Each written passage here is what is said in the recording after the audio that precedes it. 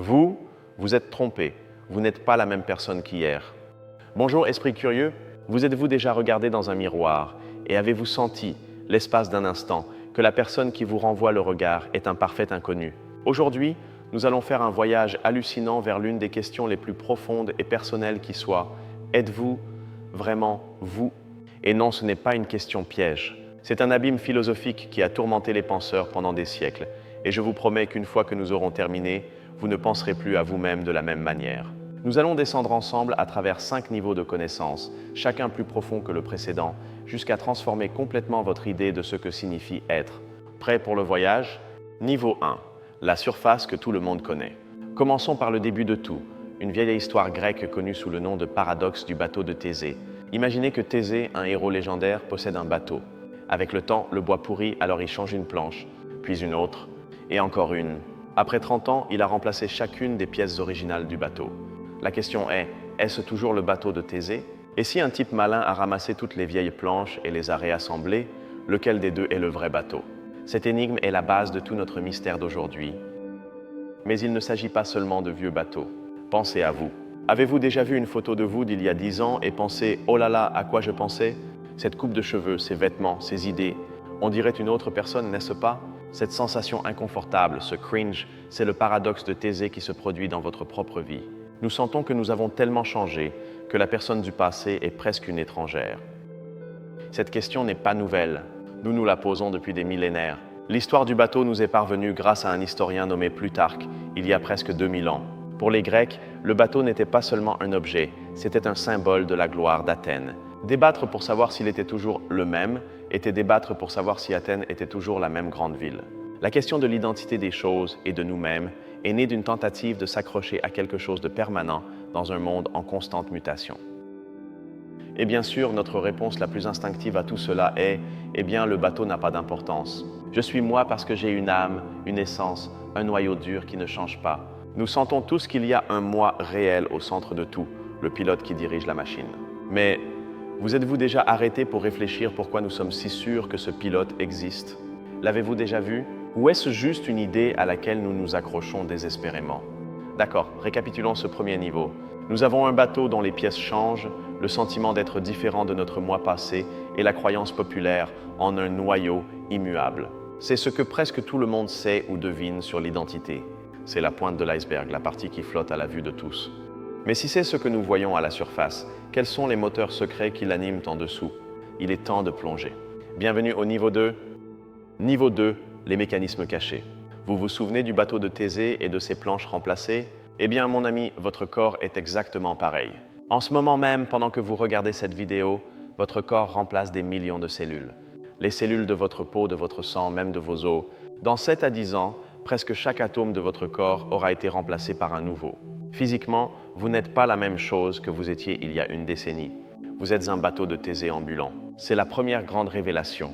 Le changement n'est pas une exception, c'est votre état naturel. Et qu'en est-il de vos souvenirs, ce qui fait de vous, vous? Ici, une règle invisible et fascinante opère. Vos souvenirs ne sont pas comme des fichiers vidéo enregistrés sur un disque dur, qui se reproduisent toujours de la même manière. Pas du tout. Chaque fois que vous vous souvenez de quelque chose, votre cerveau le reconstruit activement. C'est comme raconter une histoire. Chaque fois que vous la racontez, vous l'embellissez un peu, vous changez un détail, vous soulignez une partie.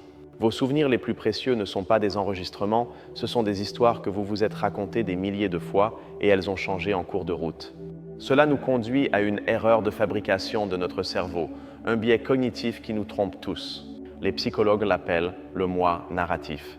Pour donner un sens au chaos de la vie, notre cerveau devient un romancier et crée une histoire cohérente sur qui nous sommes. Et ce romancier est un peu tricheur. Il utilise une astuce appelée biais de cohérence. Il vous fait croire que vous avez toujours pensé et ressenti ce que vous pensez et ressentez maintenant. Il édite votre passé pour que le vous d'aujourd'hui semble une continuation logique et prévisible du vous d'hier. C'est un pieux mensonge pour nous maintenir sains d'esprit. En fait, l'idée de tuer un ancien moi pour en faire surgir un nouveau est quelque chose que nous faisons en tant qu'espèce depuis toujours. Pensez aux anciennes tribus et à leurs rites de passage. Un adolescent était emmené dans la jungle, affrontait des épreuves mortelles et mourait symboliquement en tant qu'enfant pour renaître en tant qu'adulte. Aujourd'hui, nous faisons la même chose de manière moins dramatique. Une remise de diplôme, un mariage, un déménagement. Ce sont des rituels que nous utilisons pour marquer la fin d'un chapitre de notre roman et en commencer un nouveau. Nous déclarons « cette personne n'existe plus, maintenant je suis cet autre ». Et voici la clé. Tous ces mécanismes cachés, le remplacement cellulaire, la reconstruction de la mémoire, la narration de notre vie, ne sont pas des défaillances du système. En réalité, ils résolvent un besoin humain incroyablement profond, le besoin de cohérence. Nous avons besoin de sentir que notre vie a un sens, une direction, une intrigue. Sans cette histoire, sans ce moi inventé, la vie serait un bombardement d'expériences aléatoires et sans lien. Ce serait terrifiant. Le dernier engrenage caché de ce niveau change tout. Nous croyons que notre identité est quelque chose que nous créons de l'intérieur, n'est-ce pas? Eh bien, pas tout à fait. C'est ce qu'on appelle le moi miroir. Une grande partie de qui vous êtes est formée par la façon dont vous croyez que les autres vous voient. Si tout le monde vous traite comme le rigolo du groupe, vous commencerez à agir davantage comme le rigolo. Si l'on vous voit comme l'intelligent, vous vous efforcerez de l'être. Nous sommes un reflet des yeux qui nous regardent. Cela déconstruit complètement l'idée que nous sommes une création purement individuelle. Ainsi, en terminant ce second niveau, nous voyons que la chose est bien plus complexe. Nous ne sommes pas une statue, nous sommes une rivière, un corps en flux constant, une mémoire qui se réécrit, une histoire que nous inventons et un reflet des autres. Comprendre ces rouages ne nous enlève pas d'identité. Au contraire, cela nous donne le pouvoir d'être des co-auteurs plus conscients de l'histoire que nous nous racontons. Mais si vous pensiez que tout était clair, préparez-vous, car c'est là que l'histoire devient un véritable chaos. Bienvenue au niveau 3. Niveau 3, le chaos de la réalité. C'est ici que la vraie bataille commence. Le plus grand débat est, qu'est-ce qui est le plus important pour l'identité? Votre corps ou votre esprit? Imaginez une machine de téléportation à la Star Trek. Elle scanne votre corps atome par atome, le désintègre et crée une copie exacte sur Mars. La copie a tous vos souvenirs, vos blagues nulles, vos peurs. Êtes-vous celui qui a voyagé sur Mars? Ou venez-vous de mourir et un clone de vous fait la fête sur la planète rouge? Un camp dit, si elle a ma psychologie, c'est moi. L'autre dit, si mon corps original a été détruit, je suis mort. Il n'y a pas de réponse facile. Maintenant, laissez-moi vous confier un secret. L'idée du vrai moi, cette croyance qu'au fond de vous se trouve une version pure et authentique de vous-même attendant d'être découverte, est probablement un mythe. Oups! Pourquoi aimons-nous y croire? Parce que cela nous donne une merveilleuse excuse. Ce n'était pas moi, j'étais ivre. Ce n'est pas mon vrai moi, j'étais stressé. C'est une façon d'externaliser nos pires moments. La réalité psychologique est que nous ressemblons davantage à un comité de différents moi. Le moi au travail, le moi avec les amis, le moi avec la famille. Et tous sont aussi réels. Et si cela ne vous fait pas exploser la tête, parlons d'un paradoxe vivant, les patients au cerveau divisé.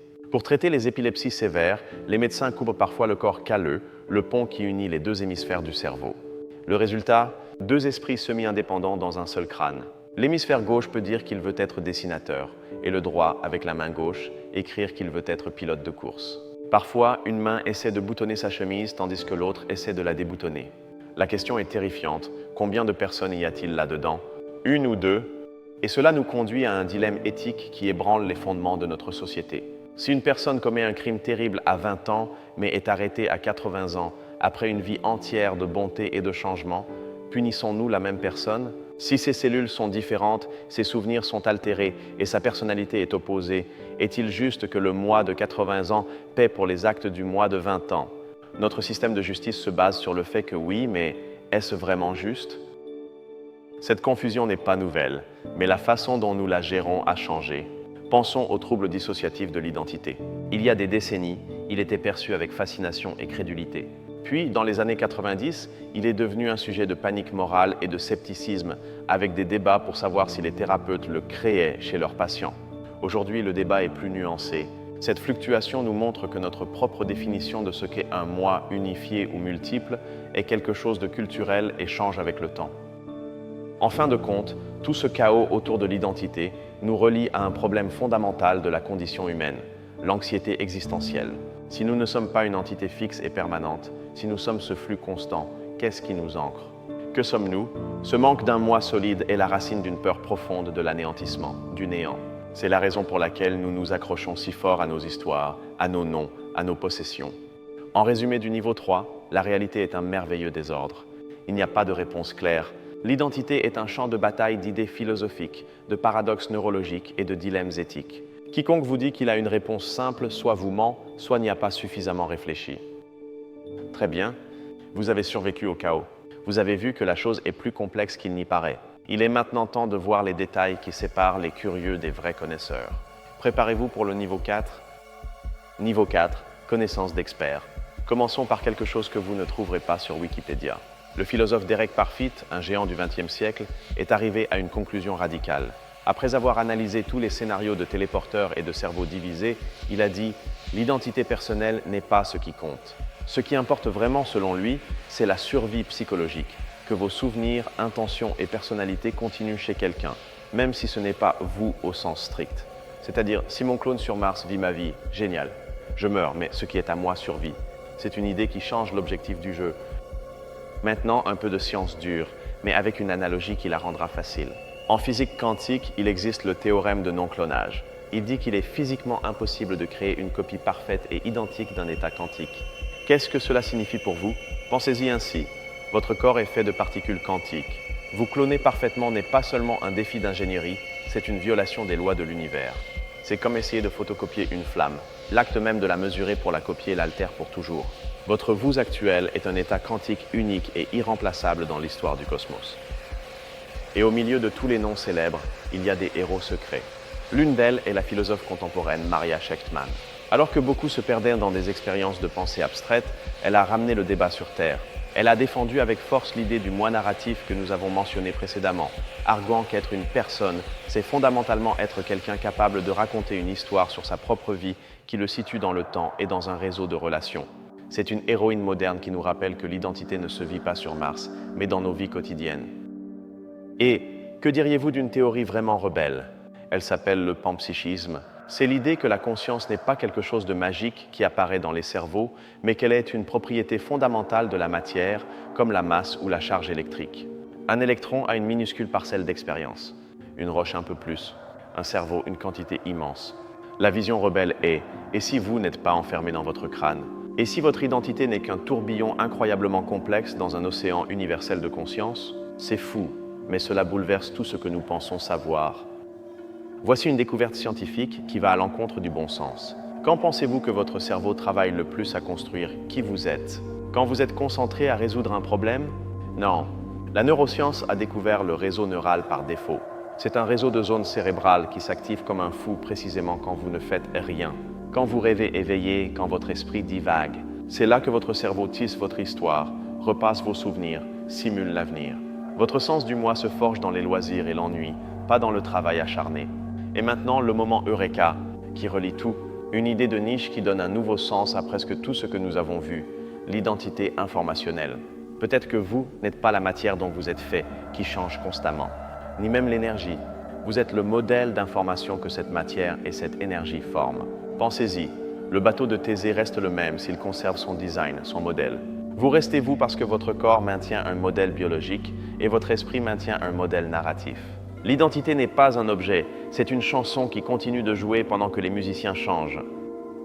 Atteindre ce 4e niveau de détail ne consiste pas seulement à accumuler des faits curieux, c'est commencer à voir la texture réelle du monde. C'est comprendre que les questions les plus simples, comme « qui suis-je ?», cachent une complexité et une beauté que la plupart des gens n'arrivent jamais à entrevoir.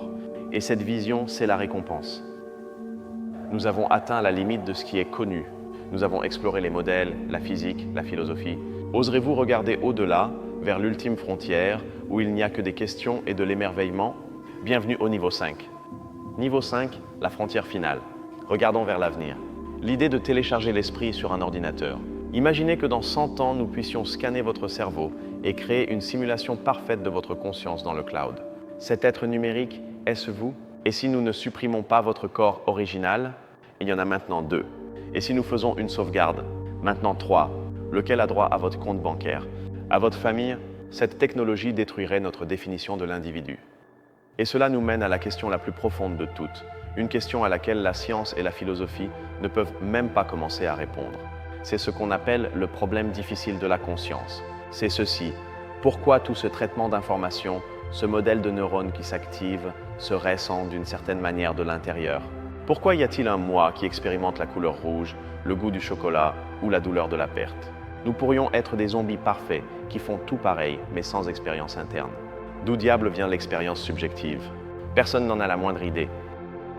Cette question nous plonge dans une implication philosophique vertigineuse. Si votre identité est un modèle en constante interaction avec l'environnement, comme nous l'avons vu précédemment, alors la ligne qui sépare le moi du non-moi est complètement arbitraire et floue.